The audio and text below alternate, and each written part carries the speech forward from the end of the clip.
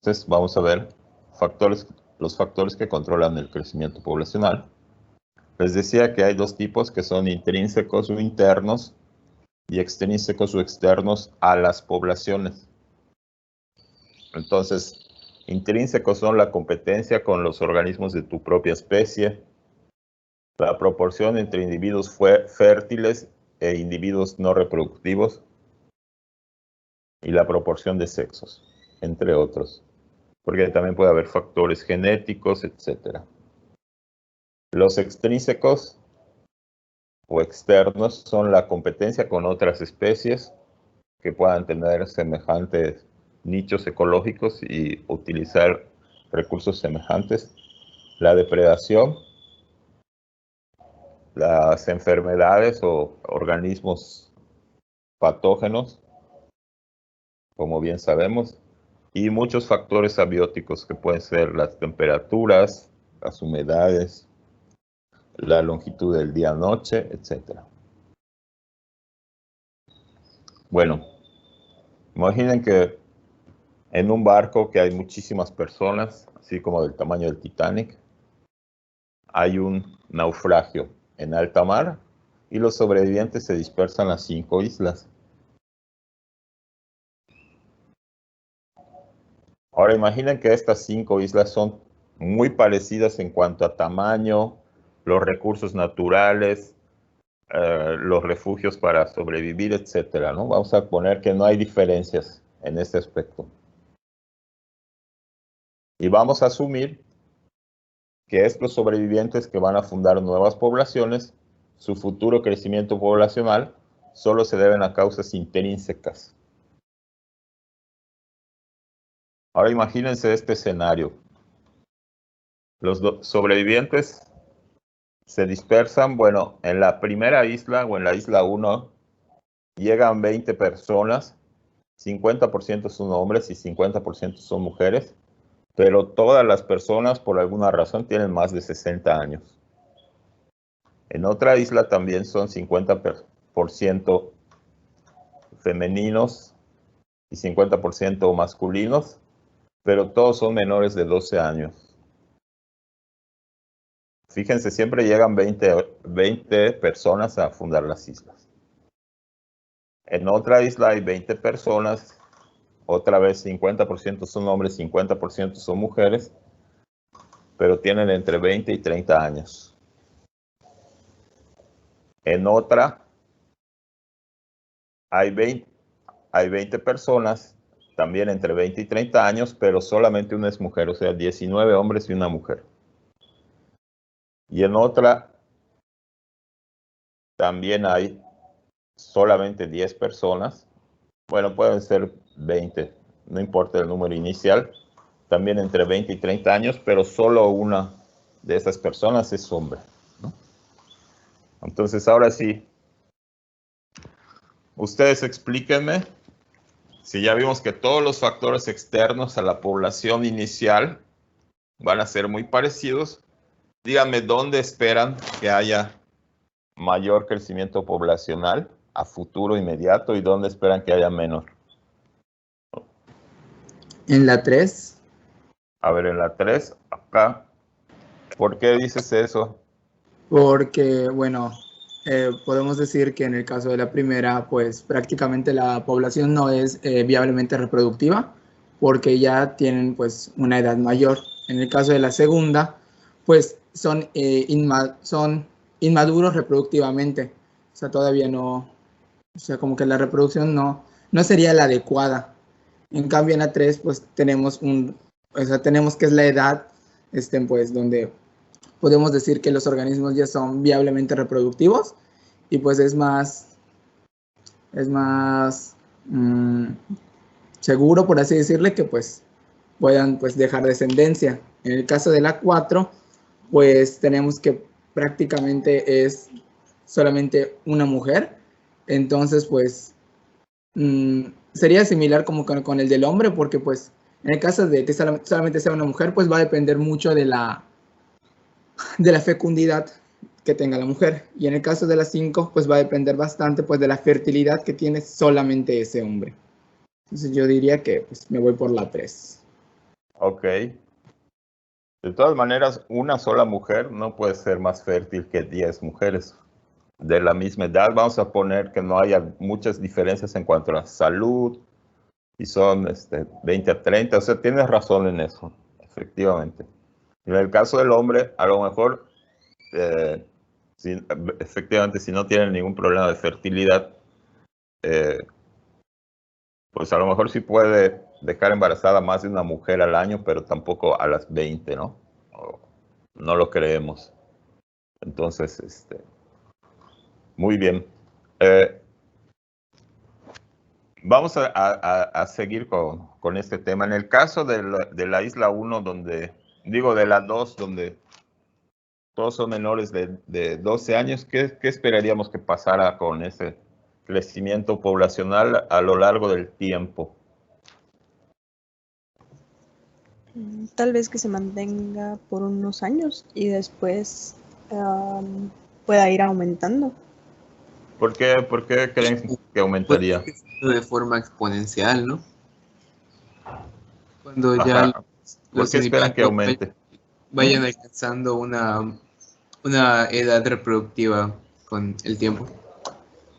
Ajá, a lo mejor dentro de 5 o 6 años que empiecen a madurar, porque todos tienen, bueno, vamos a poner 12 años o menos, entonces 6, 7 años, a lo mejor ya empiezan a ir alcanzando la edad reproductiva varios.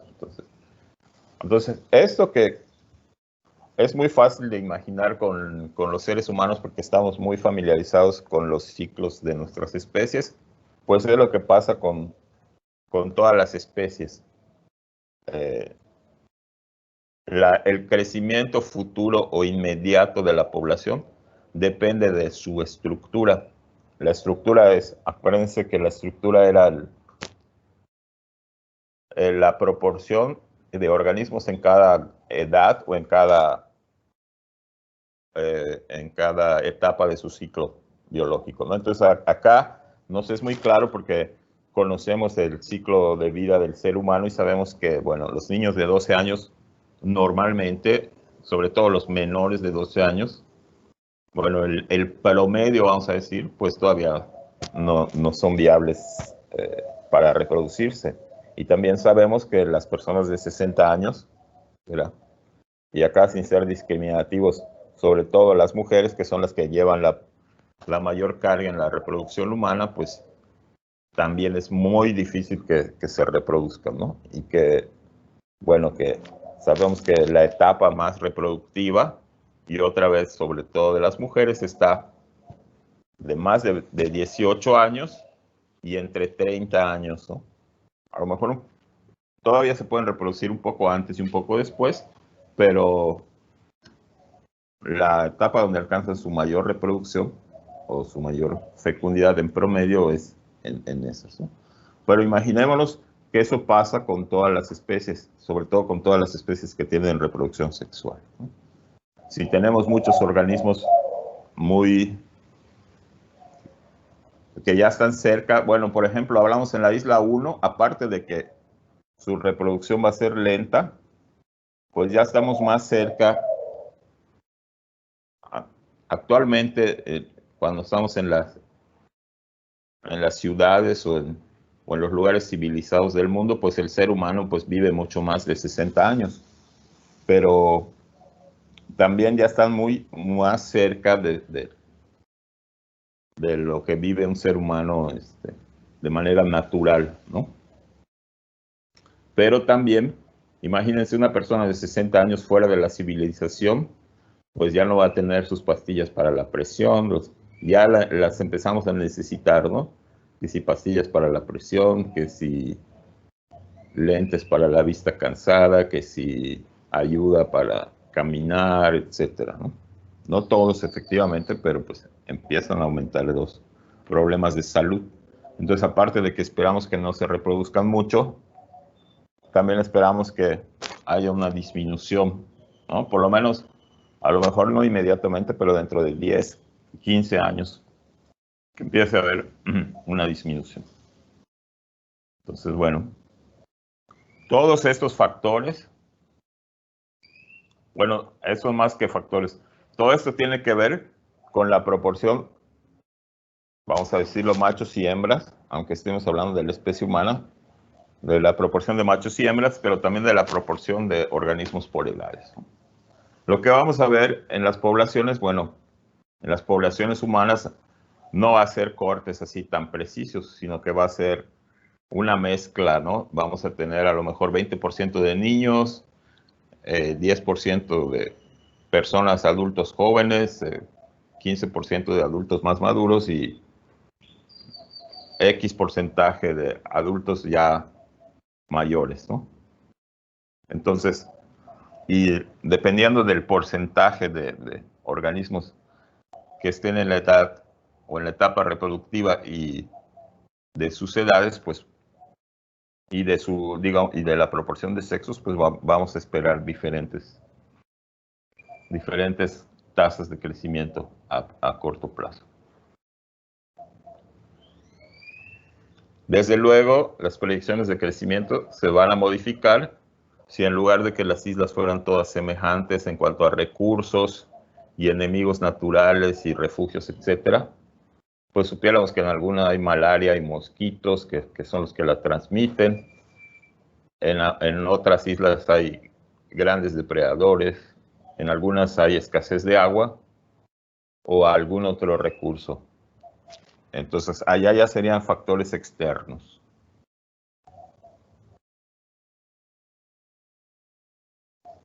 Bueno, no siempre la proporción ideal para todas las especies, la proporción ideal de sexos es 50 y 50, ¿no?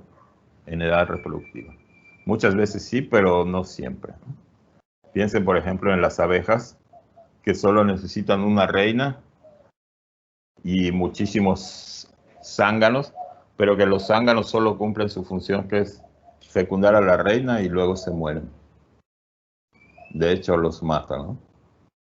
O algunos mamíferos, acá tenemos esta foto del elefante marino o de los leones, que a lo mejor en la población sí hay 50 y 50% de machos y hembras, o aproximadamente 50 y 50, pero realmente se está reproduciendo, perdón, un macho y los otros machos son suprimidos y no se les permite reproducirse, ¿no? Los otros machos están allá en la población esperando su oportunidad a que el macho dominante que está cuidando su harén, su manada, pues se debilite para retarlo y ocupar su lugar, ¿no?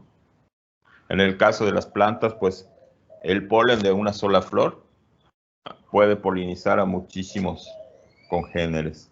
Entonces, a veces sí, 50 y 50% de machos y hembras reproductivos es lo ideal para que una población se reproduzca rápidamente, pero no siempre, ¿no? Y bueno, lo que habíamos mencionado cuando vimos modelos de crecimiento poblacional, los modelos teóricos, ¿no? Las poblaciones no crecen hasta el infinito, sino cualquiera de ellas ya hubiera ocupado toda la superficie terrestre, ¿no? En poco tiempo. Entonces, hay muchos factores que limitan el crecimiento poblacional. Ya vimos que la estructura por edades y la proporción de sexos. También están las condiciones abióticas que pueden causar estrés fisiológico, y ese estrés fisiológico pues afecta nuestra fecundidad y afecta también nuestra capacidad de sobrevivir. Las interacciones con otros organismos pueden ser competitivas, que de nuevo, cuando hay competencia, ya sea con organismos de tu misma especie o de otras especies, pues hay estrés y eso puede hacer que disminuya la fecundidad o que aumente la mortalidad o ambas cosas. Está la depredación, que obviamente es cuando un organismo da muerte a otro para alimentarse de él. Está el parasitismo. Normalmente el parasitismo no mata al hospedero, pero sí hace que disminuya su productividad, hace que entre en estrés. Bueno, acá depende de qué tan severo sea el parasitismo. A veces puede ser que el organismo parásito casi no cause ningún daño, que prácticamente ni se note en la sobrevivencia y en la capacidad reproductiva, pero puede ser que otras veces sí lo haga entrar en estrés y sí haga que disminuya su capacidad de reproducción. Y el mutualismo, que es cuando dos organismos de diferentes especies, dos o más organismos, se benefician mutuamente. Y en este caso, los organismos mutualistas hacen que aumente la capacidad de crecimiento poblacional del organismo mutualista, de los socios, ¿no? Entonces el mutualismo es beneficio para ambas especies. Bueno, hay interacciones intraespecíficas, es decir, con organismos de mi misma especie. La competencia, lo que les decía cuando vimos el modelo de crecimiento sigmoidal, la competencia conforme se vuelve más densa la población, la competencia con los mismos organismos. El canibalismo se puede dar en algunos casos cuando hay hacinamiento, la agresividad entre organismos, aunque no lleguen a dar muerte uno al otro, pero pues viven en estrés al estar teniendo estas interacciones agresivas. La inhibición, hay muchos organismos que cuando detectan que está muy densamente poblado su hábitat, optan por no reproducirse o por diferir o por retrasar su reproducción, ¿no? Entonces, igual eso puede pasar. Y también la cooperación, lo que estábamos hablando hace un momento de las abejas, pues organismos altamente cooperativos que necesitan vivir en sociedad o, bueno, ahora sí se le llama sociedad, aunque hablemos de plantas y de microbios, ¿no? Que necesitan vivir con muchos organismos de sus congéneres para poder sobrevivir, ¿no? Entre otros factores, entre factores internos está pues la erosión genética, la endogamia, cuando tenemos poblaciones grandes o pequeñas, pero que todas son parientes muy cercanos. La endogamia pues pasa cuando fundamos una población a partir de muy pocos individuos reproductores. Entonces, esa población puede crecer numéricamente, pero todos provienen más o menos de los mismos antepasados, entonces pues vamos a tener una alta endogamia, ¿no? Y eso puede traer problemas. La deriva génica, no sé si ya lo vieron en evolución, pero en la deriva génica es cuando algunos genes se representan más en la población sin que necesariamente estos genes ayuden a la especie a adaptarse a su ambiente, ¿no? Y lo contrario de la endogamia es la exogamia. Ustedes se preguntarán cómo puede perjudicar la exogamia, pero imagínense una población perfectamente adaptada a su ambiente, a las condiciones ambientales en las que ha existido durante generaciones, y de repente llegan muchos otros organismos de la misma especie, pero de otros ambientes, y se empiezan a entrecruzar y entonces se pierde esa adaptación tan fina, ¿no? Cuando se empiezan a tener descendientes con organismos externos, ¿no? Esto se da en casos muy específicos, ¿no? No es tan común como la endogamia. La endogamia sí es un problema muy común de poblaciones cuando se empiezan a extinguir y se empiezan a reproducir, y a veces crece la población y parece que ya se está salvando la especie, pero lo que tenemos es que son organismos que todos descienden de muy pocos individuos reproductivos y que a lo mejor alguna enfermedad o alguna vulnerabilidad la va a tener toda la población, ¿no? Porque todos son parientes genéticamente cercanos. Y bueno, poblaciones muy pequeñas puede haber que escasez de parejas viables. En el caso de plantas, limitación por polen.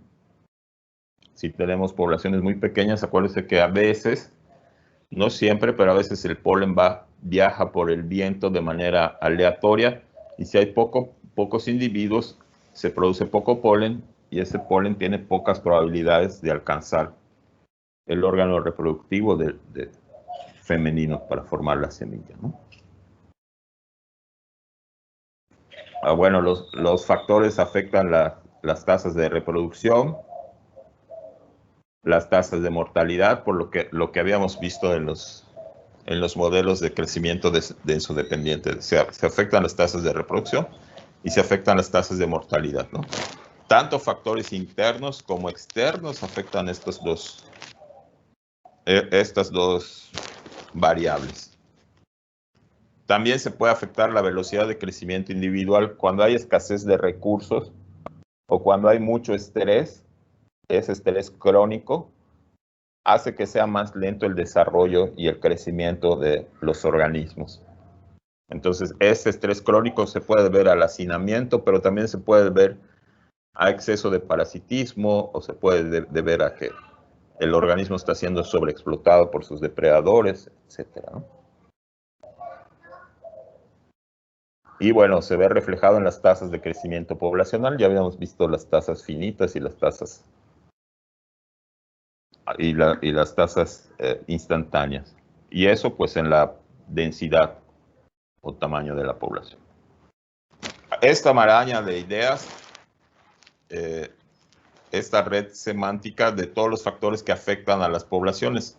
Las flechas verdes quiere decir que la interacción es positiva, es decir, por ejemplo, las poblaciones de depredadores afectan positivamente la tasa de mortalidad de un organismo. Los factores abióticos estresantes, por ejemplo, escasez o exceso de agua, temperatura, contaminación, perturbación, etcétera, afectan positivamente la tasa de mortalidad. Y las flechas rojas es donde hay interacciones negativas, ¿no? Por ejemplo, las poblaciones de depredadores afectan obviamente negativamente la tasa de natalidad, porque los organismos tienen que estar huyendo o tienen que estarse cuidando de los depredadores en lugar de estar buscando pareja todo el tiempo. Entonces se están dedicando tiempo y energía a huir y esconderse en lugar de estar siempre dispuestos para el amor. Entonces puede afectar negativamente la tasa de natalidad, ¿no? En cambio, los organismos mutualistas pueden afectar positivamente la tasa de natalidad porque hacen que los organismos pues se desarrollen más rápido o crezcan mejor, obtengan algún recurso de una forma más eficiente, pues puede hacer que estén más felices y busquen parejita para reproducirse, ¿no? Entonces, bueno, vamos a darnos unos segundos aquí para ver esta red semántica de algunos de los factores que afectan las tasas de mortalidad y de natalidad, las cuales a su vez afectan las tasas de crecimiento poblacional. Y la tasa de crecimiento poblacional afecta el tamaño poblacional. Y acá tenemos lo que vimos la otra vez, ¿no? El tamaño afecta la competencia entre individuos de la misma especie. Sobre todo cuando hablamos de individuos tipo K que viven mucho tiempo y que tienden a alcanzar su capacidad de carga. Ahora sí, si alguien quiere comentar algo de este gráfico, pueden comentar rápidamente en un minuto.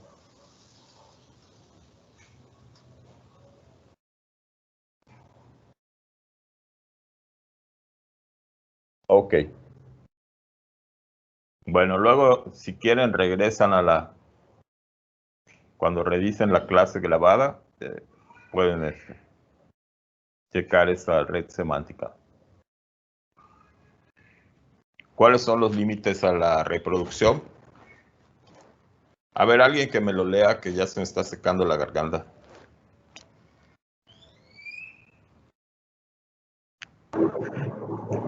Límites a la reproducción, recursos alimenticios, espacios apropiados para nidificar, época del año, pareja viable, competencia por una o varias Ok, se dejó cambios estacionales y la conducta.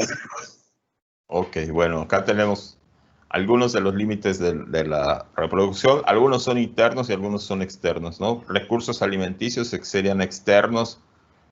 El número de espacios apropiados para nidificar, la época del año, son externos a la población. Pareja viable es interno, porque estamos hablando de la población, no estamos hablando del individuo, es interno a la población. Si hay pocas parejas, pues eso ya es un factor interno. Si hay competencia por parejas, pues obviamente es interno porque compites solo con los de tu misma especie, ¿no? La mortalidad de neonatos, pues depende a qué se deba, pueden ser factores internos o externos, ¿no? Y cambios estacionales y conducta, bueno, cambios estacionales son factores externos y conducta internos, ¿no? Y acá tenemos este pajarito que ya se reprodujo y tiene que gastar un montón de tiempo y energía en alimentar estas boquitas. Por eso les digo que solo se reproducen en la época más abundante del año, más productiva del ecosistema. Los ecosistemas tropicales lluviosos, que no tienen muchas diferencias estacionales, por eso tienen altas densidades de poblaciones de todas las especies, porque son muy productivos y casi en cualquier época del año se puede estar reproduciendo los organismos. Cuando hay estaciones muy marcadas, como en el trópico seco en el que estamos, que hay una época de lluvias donde hay alta productividad, pero hay épocas de secas donde la productividad es muy baja, pues aquí sí tienen que reproducirse dependiendo de la época del año. Ok, ¿quién me lee esta diapositiva? Yo. Ok, gracias. Reproducción. La probabilidad de reproducirse depende del estado fisiológico del individuo. Estas son la edad, tamaño, estado nutricional, salud, enfermedad. Sitio para nidificar, evitar depredación de nidos, semillas, etc. Un micrositio con condiciones de humedad, luz y temperatura para que germinen las semillas. En ambientes estacionales, las especies están adaptadas para reproducirse al inicio de la época más productiva o finales de la más improductiva. Ok, lo que les decía, ¿no?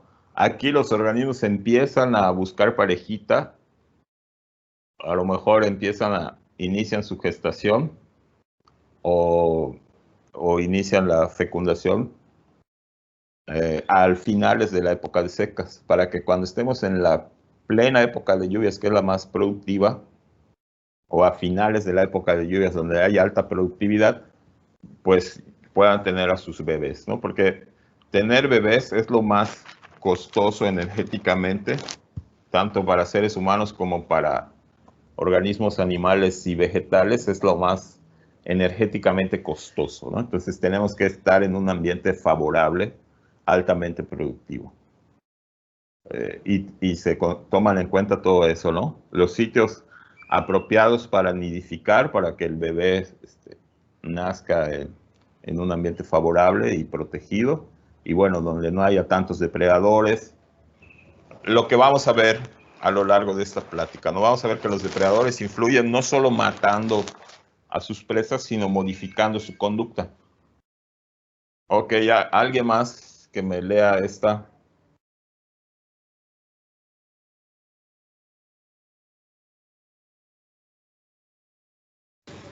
Reproducción. La falta de parejas viables se puede dar por una relación macho-hembras desfavorable o por un tamaño poblacional muy bajo. Efecto Ali. En las poblaciones muy pequeñas, los individuos tienen dificultades para encontrar una pareja viable. En organismos cooperativos, cánidos, aves marinas, etc., los individuos tienen dificultades para cuidar a las crías, cazar o defender el territorio. Suricata, perros africanos, primeros humanos, primates, etc. Bueno, cuando vimos el modelo de crecimiento sigmoidal, vimos que poblaciones pequeñas, a nivel teórico, ¿no? Poblaciones pequeñas tienden a crecer muy rápidamente porque, pues, uno pensaría, en una población pequeña hay abundantes recursos, ¿no? Si tenemos un hábitat todavía inexplorado, todavía sin ocupar por esa especie, pues una población pequeña tiene todos los recursos y todo el espacio disponible para crecer, entonces va a crecer rápidamente. Ese es el modelo matemático. Pero biológicamente hay muchos organismos que necesitamos, y digo necesitamos porque el ser humano está entre ellos, que necesitamos un tamaño mínimo para que nuestra población pues sea viable o si no viable, tenga mínimas condiciones para llevarse a cabo, ¿no?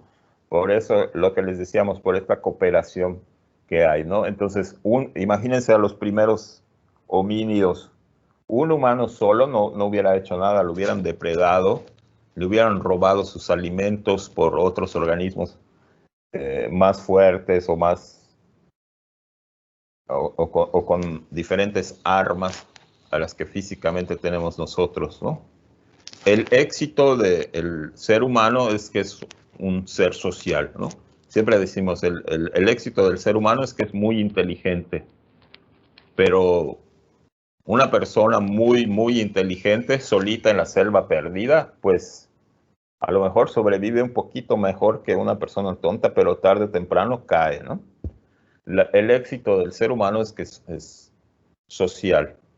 Y bueno, hay otros organismos sociales que también son muy, muy exitosos. Tenemos las hormigas, que a lo mejor son los organismos más exitosos de la Tierra, los organismos terrestres más exitosos, junto con el ser humano, porque pues en número de individuos y en biomasa se supone que son el grupo de especies que tienen más presencia, más dominancia en los ecosistemas terrestres, ¿no?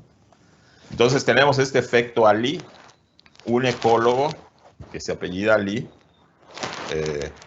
dijo, ¿no? Bueno, es que hay organismos que cuando las poblaciones son muy pequeñas, en lugar de crecer sus poblaciones, empiezan a disminuir todavía más, ¿no?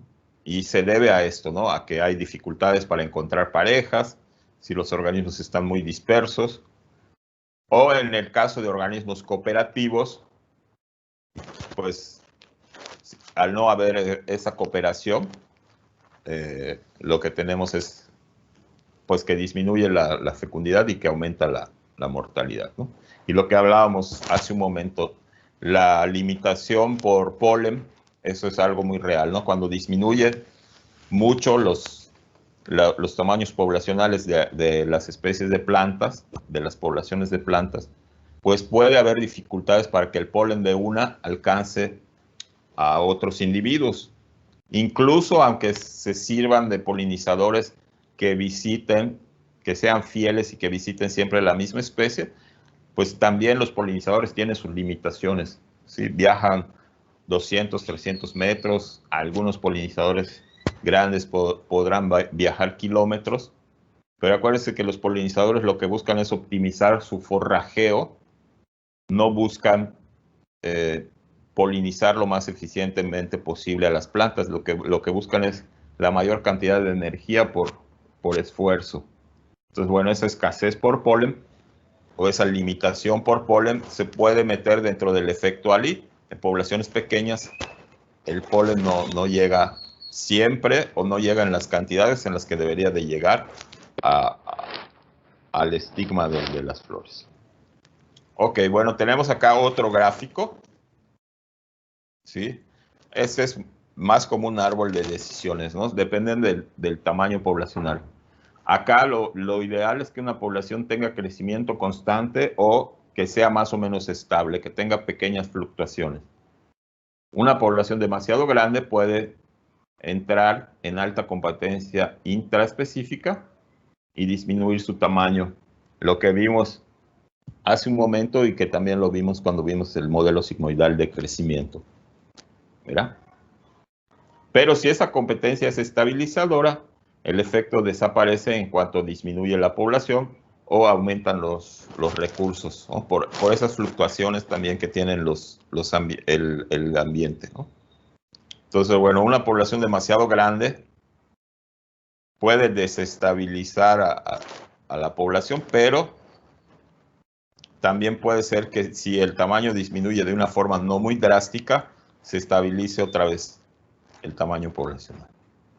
¿Qué pasa cuando hay, por ejemplo, algún evento catastrófico que hace que haya una disminución drástica de una población en un periodo corto de tiempo, ¿no? Si se alcanza un tamaño demasiado pequeño, puede llevar al efecto Ali en las poblaciones y que todavía disminuya aún más el tamaño de esa población y en el corto o mediano plazo tengamos que esa población se extingue si no hay intervención de algún tipo, ¿no? Entonces, bueno, tenemos estos dos caminos, ¿no? Este camino, el del peligro de extinción o el del vórtice de extinción, inicia con una disminución drástica en un periodo corto de tiempo. Y eso se puede ver a la intervención humana, pero a veces también erupciones de volcanes o incendios, algunos incendios que se producen de manera natural, etc. A ver, alguien que me lea esta diapositiva donde hay un tigre con su mami. Reproducción. La sobrepoblación o hacinamiento genera conductas agresivas, competencia por recursos, transmisión más eficiente de enfermedades y parásitos, alta mortalidad de neonatos, inhibición de la reproducción. Todo esto ya lo habíamos mencionado, ¿no? Los factores internos o externos pueden afectar la reproducción. Entre los internos está la sobrepoblación. Muy bien. Ahora tenemos un esqueleto, parece de un caballo muerto. A ver, alguien.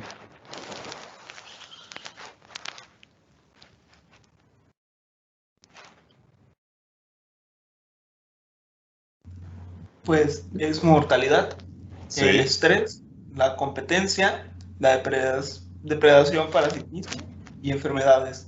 Y creo que sí es un caballo. Ah, bueno, no, porque tiene cuernos, fíjate. Ah, es verdad, sí. Entonces, a ver, no te vayas, como está cortita la tuya y tardan en animarse. Léeme la siguiente. Ok. Estrés. Se dice que un organismo está en estrés cuando existe algún factor que le causa una disminución en su productividad, como lo son, pues, medida como peso corporal, ganado por alimento consumido, capacidad reproductiva. El estrés disminuye la sobrevivencia y disminuye la tasa de reproducción. Ok, ahí es lo que les decía yo. Los parásitos, las enfermedades y los depredadores causan estrés. No es solamente que estén matando a los organismos, sino que causan estrés y eso hace que se modifique su tasa de mortalidad y de fecundidad. Ok, ¿alguien más que me lea las siguientes dos diapositivas? Mortalidad. La competencia se da cuando dos o más especies utilizan recursos finitos, similares en formas similares, y disminuye el tamaño o el crecimiento de una o ambas poblaciones. Si dos especies competidoras entran en contacto, una o las dos especies disminuirán su tasa de natalidad o aumentará su tasa de mortalidad. En suma, disminuirá el crecimiento poblacional de una o las dos especies. Ok, la siguiente, porfis. Depredación. Un organismo consume y mata a otro organismo. El depredador puede ser herbívoro si la presa es una planta y si al consumirla la planta se muere. Semillas, plántulas, etc. En general, los depredadores son generalistas, consumen en mayor cantidad las presas más abundantes. Ok, acá lo de depredación nada más marcar. ¿Se acuerdan que ayer hubo una confusión cuando hablábamos de depredadores? Porque estábamos hablando de plántulas. Efectivamente, la herbivoría en general no mata a su presa, vamos a decirlo entre comillas, ¿no?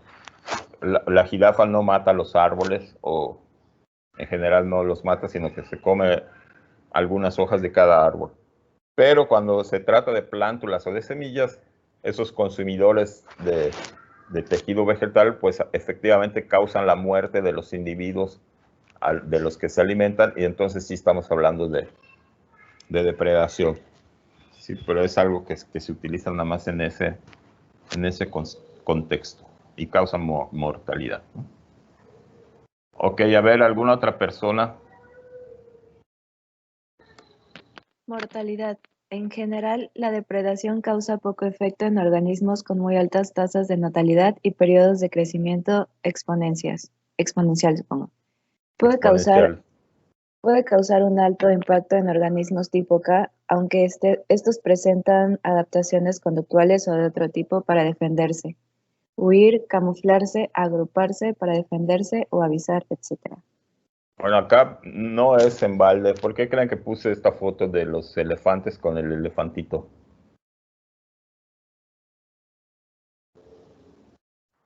Porque a veces los elefantes tienen ese comportamiento, ¿no? De agruparse y meter al centro a las crías en caso de presencia de depredadores. Efectivamente. Como los organismos tipo R, su defensa es el número, ¿no? Por más que los depredadores estén consumiendo a los huevos o a las larvas o a los recién nacidos, hay muchísimos. Entonces, esa es su defensa. Alguno ha de sobrevivir. La defensa de los organismos tipo K es efectivamente defender a sus crías, ¿no? Y acá tenemos por excelencia el elefante, que es un animal social, ¿no? Y además gigante, como para defenderse de los depredadores, ¿no?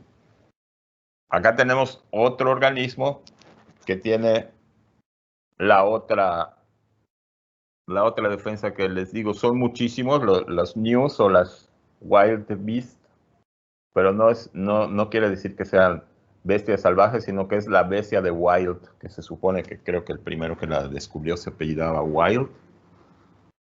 Entonces, estos organismos, aparte de que son muchísimos, todos se reproducen al mismo tiempo, aunque cada hembra da una cría, pero al ser millones de hembras que están pariendo al mismo tiempo, pues abruman, vamos a decirlo así, a los depredadores, y los depredadores pues pueden consumir alguno que otro de los organismos, pero en porcentaje, por mucho que consuman en porcentaje, consumen muy pocos, ¿no? Y lo que pasa con esto es que la mayor parte del año no hay crías disponibles, que son las más vulnerables a la depredación, y de repente, en un periodo muy corto de tiempo, esas crías nacen por millones. Y también lo que pasa es que estas crías muy rápido, a las pocas semanas ya corren y son capaces de esconderse, bueno, más que de esconderse, de huir de los depredadores. Y también hay cierta defensa, ¿no? Son menos defensivas estas que los elefantes y que los búfalos, ¿no? Ustedes habrán visto los búfalos que incluso pueden causarle la muerte a grandes depredadores. Bueno, lo voy a leer yo. La depredación es más crítica en las primeras etapas de vida, siempre, ¿no? Es más crítica en cuanto a la probabilidad de que a un organismo le toque ser depredado. Pero lo que ya les dije, ¿no? Los organismos tipo R o los que producen muchas crías, pues en proporción o en porcentaje, pues es muy poco lo que se muere debido a la depredación. Sin embargo, no solo la depredación causa la alta mortalidad de crías. Enfermedades o falta de recursos, pues les afecta más a los bebés, ¿no? A los recién nacidos o a las plántulas, lo que hablábamos ayer, ¿no? Porque ciertos ambientes pueden ser buenos para que germine la semillita, pero no sobrevive la plántula. La plántula es mucho más delicada que la semilla. Y así como digo plántula, digo bebé recién nacido, digo huevo, en el caso de insectos o de aves, son muy vulnerables, ¿no? Huevos y recién eclosionados. Entonces, bueno, esta reproducción masiva, lo que estoy ejemplificando acá con los News, hace que los depredadores tengan muchos periodos largos de escasez de presas, o por lo menos de esta presa tan fácil que son los recién nacidos, y de repente periodos muy cortos de inundación, de sobresaturación de presas, ¿no? Así que el daño a niveles proporcionales o porcentuales a la población es menor, ¿no? En general, la abundancia o escasez de presas afecta más el crecimiento de los depredadores que la abundancia de depredadores afecta a las presas, ¿no? Por muchas cosas que ya comentamos. Por ejemplo, este jaguar pues va a comer preferiblemente pecarí si el pecarí fuera muy abundante y fácil de encontrar, pero si el pecarí ya es escaso, el jaguar a lo mejor se dedique a perseguir o a buscar otras presas. Entonces le da un pequeño descanso a esta población que puede volver a recuperarse, ¿no? Aunque lo que ya dijimos, que los efectos de los depredadores sobre las presas no es solamente su efecto directo de los individuos que que mata y se come, sino que también influyen en su conducta de forrajeo.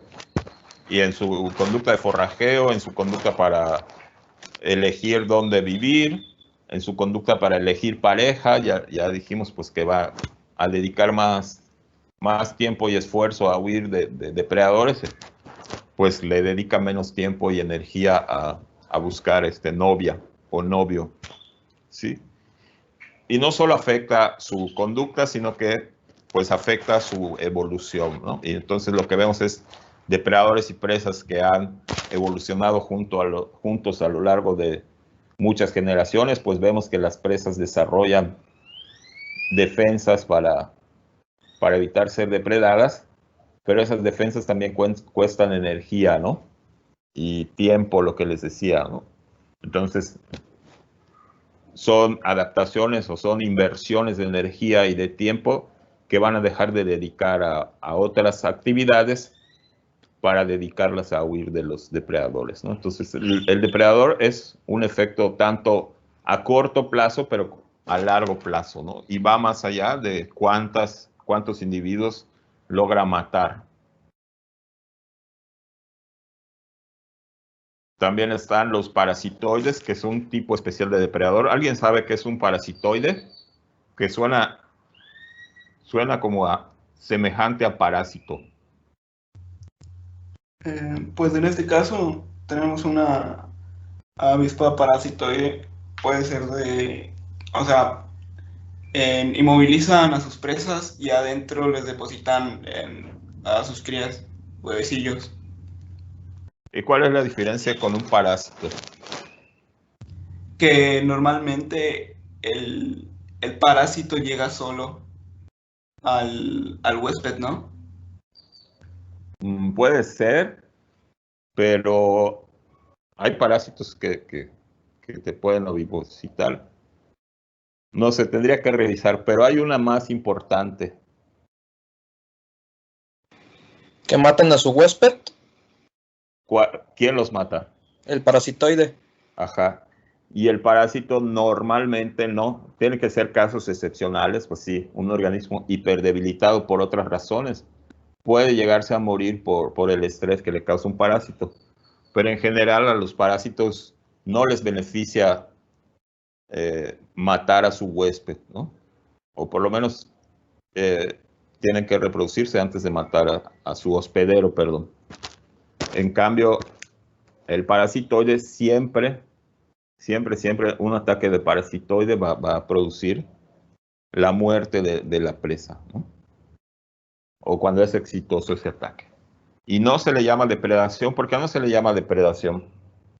Aunque mata a la presa, ¿por qué no se le llama depredación? Tiene su nombre especial que es parasitoidismo. Porque se alimenta directamente de él. O sea, no es como que lo mate a varios en masa, sino que se alimenta directamente de él. Ok. Sí, en este caso no es... Esta hembra no es la que se va a alimentar de la presa o del hospedero, sino sus crías. Entonces, por eso es parasitoide y no depredador. Normalmente un depredador, pues es como una libélula.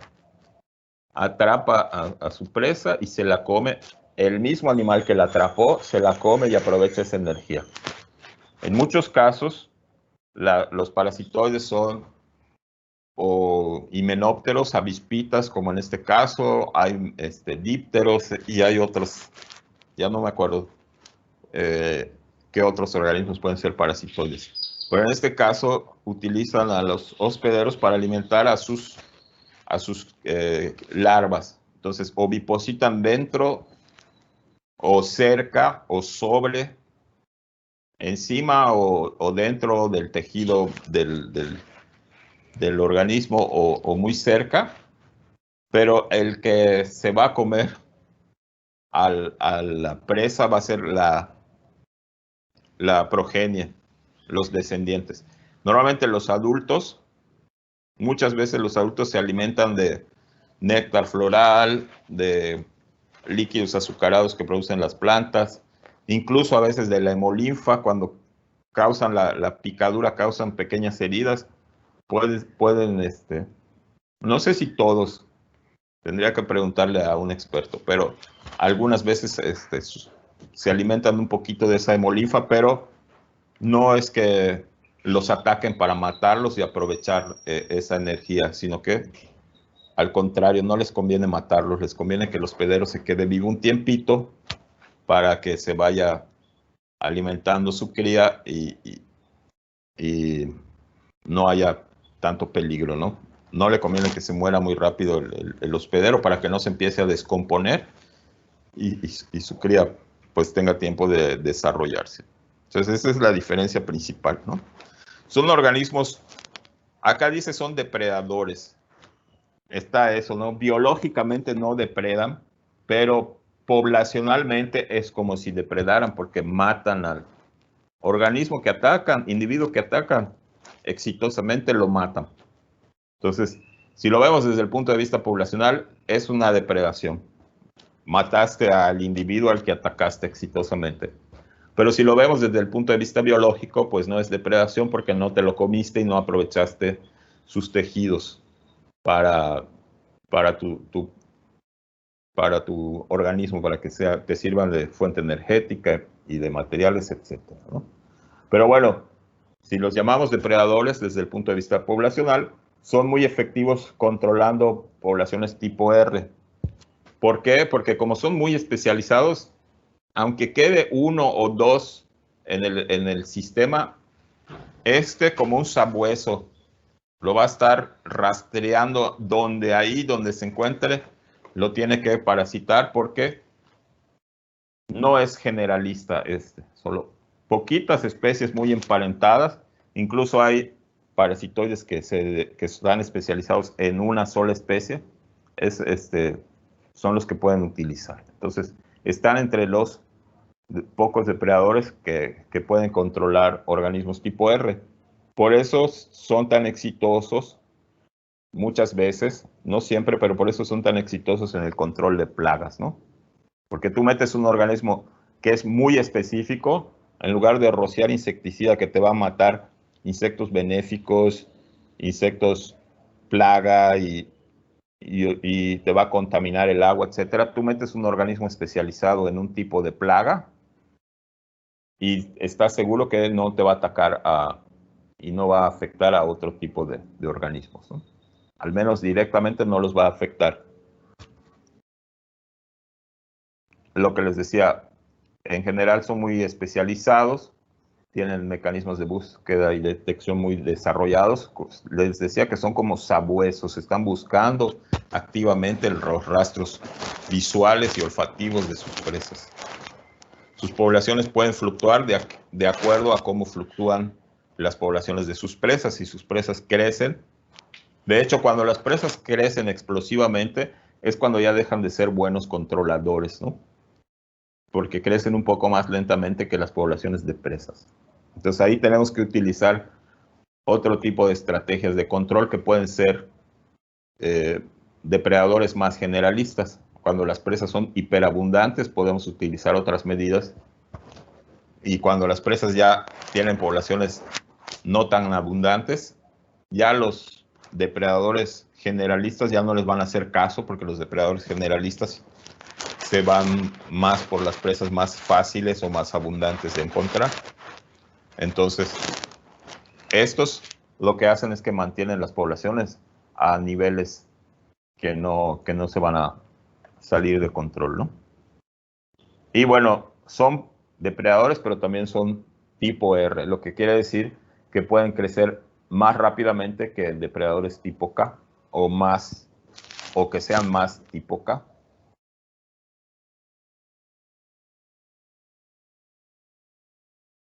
Bueno, voy a dejar de grabar entonces.